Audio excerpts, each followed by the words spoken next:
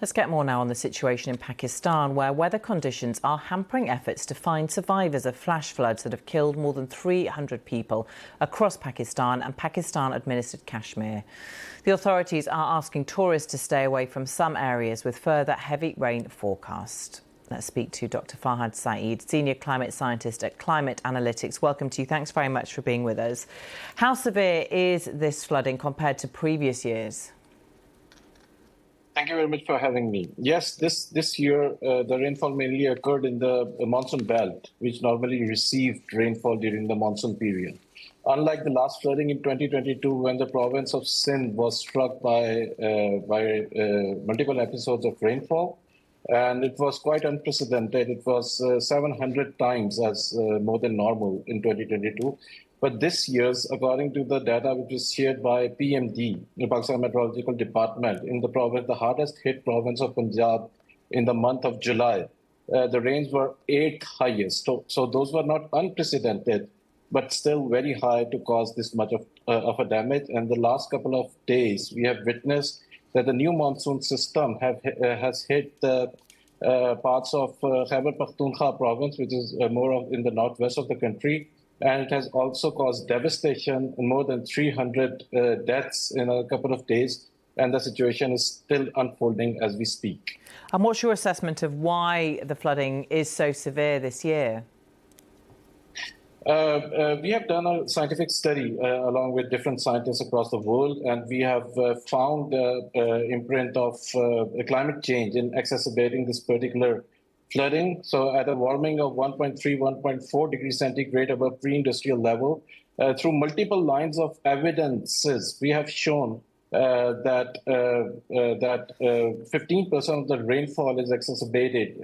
It has made more intense by climate change. But this is a conservative number because climate models do not predict, forecast monsoon as good as observation, let's say. But through climate models and observation, we have shown that it is 15% rainfall are made, intense because of climate change. And if you only consider observations, that number would have been much higher. So there is certainly climate change is to blame. But there are also inefficiencies on the part of, local authorities, governance issues.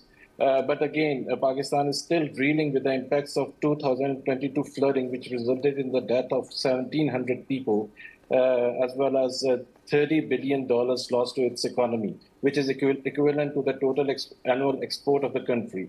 Pakistan got the pledges of $10 billion by international donors, but only has received $2 to $3 billion up till now, and most part of that $2 to $3 billion is in loans.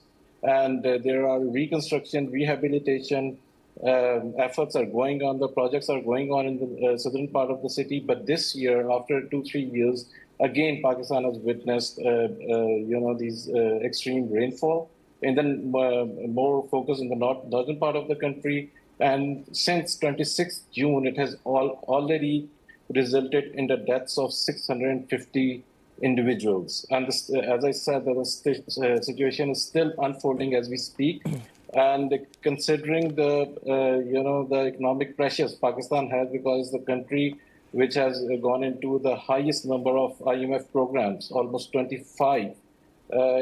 Pakistan is just in a vicious circle to address this issue of climate change. And if you consider that